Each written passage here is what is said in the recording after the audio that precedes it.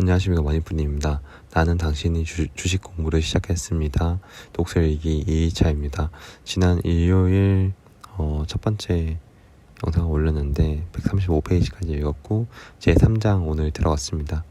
디플레이션 성공적인 투자를 위한 기본 개념으로 디플레이션에 대해서 개념을 설명해주고 있는데, 여기서 좀 참고했던 책이 디플레 전쟁 홍춘욱 박사님 책, 제가 공교롭게도 한 2달 전쯤 읽었던 책인데 이것을 언급해줘가지고 2달 더 되나 한 3달 전쯤 읽었던 것 같아요.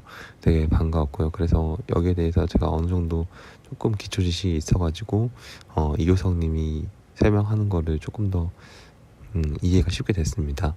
일단 인플레이션, 디플레이션 뭐를 말하냐? 인플레이션은 물가 상승이고 디플레이션은 물가 하락이에요. 그런데 이 연준 입장에서 인플레이션과 디플레이션을 두고 생각을 했을 때 뭐가 더 컨트롤하기 쉽냐? 연준은 이미 인플레이션을 컨트롤 해본 경험이 있거든요. 그래서 연준의 선택은 컨트롤 가능한 인플레이션을 용인하자. 디플레이션 얘는 더 컨트롤하기가 힘들더라. 연준이 컨트롤하기 힘드니까 그리고 이게 더 무서운 이유는 장기적 불황을 초래하기 때문에 이것은 잡기가 힘들거든요. 그런데 이제 인플레이션도 2% 정도, 지금 계속 얘기를 하는 게 2% 정도까지는 괜찮다.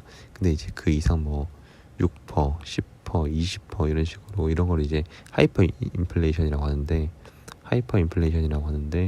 막 베네수엘라, 옛날 막 독일 같은 경우는 세계 2차 대전 끝나고 1차 대전 끝나고 나서인가 막 리어카에 트럭에 지폐를 잔뜩 싣고 가야지 빵을 몇 조각이 얻을 수 있다고 할 정도로 하이퍼 인플레이션이 발생했었는데, 이런 것들은 정말 큰 문제가 될 수 있겠지만 2% 정도는 용인할 수 있는 부분이다.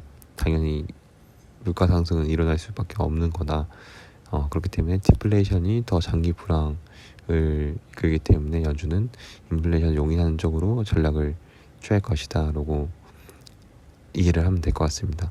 그런데 이제 인플레이션 vs 디플레이션인데, 인플레이션을 통화량 증가하면 인플레이션이 오게 되고, 디플레이션은 이제 생산량 증가라던가 이제 제품의 경쟁 그런 것들이 하게 되면은 굳이 물가 상승을 하지 않아도 그 가격을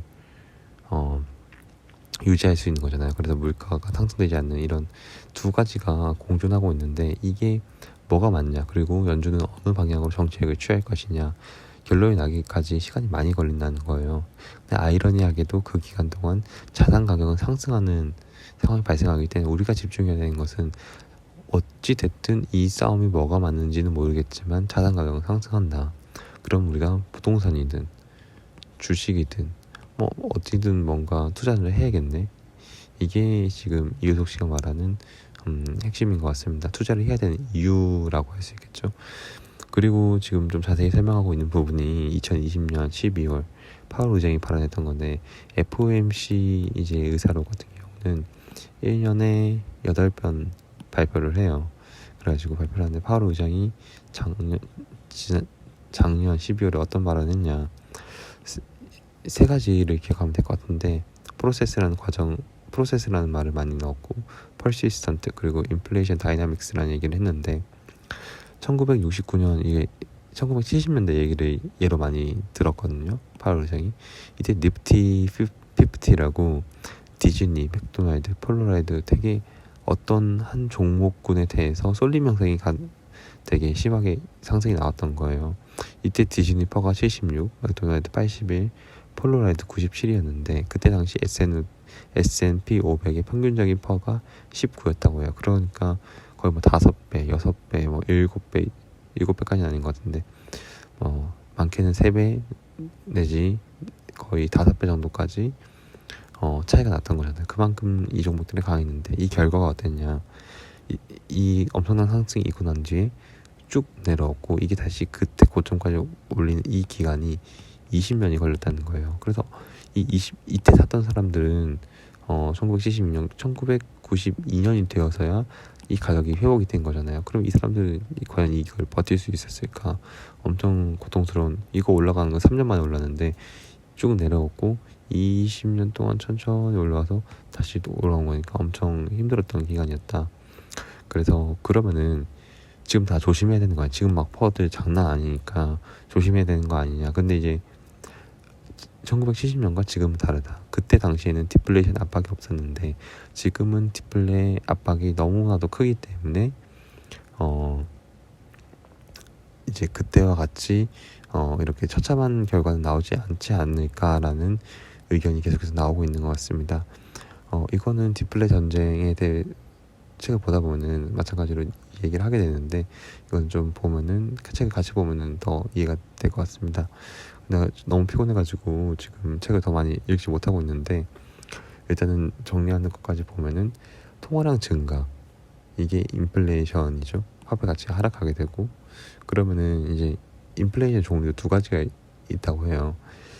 이거는 그 자산이 한정적인 자산이냐 아니면 대체가 가능한 자산이냐. 대체가 가능한 자산 같은 경우는 디스인플레이션, 그러니까 인플레이션이 물가 상승이 이루어지지 않는 거고 근데 이제 한정된 자산, 수량이 유지된 자산 같은 경우는 자산 가격이 상승한다. 이게 곧 인플레이션이다. 그래서 지금은 이런 경우가, 이런 케이스가 분명히 많이 있기 때문에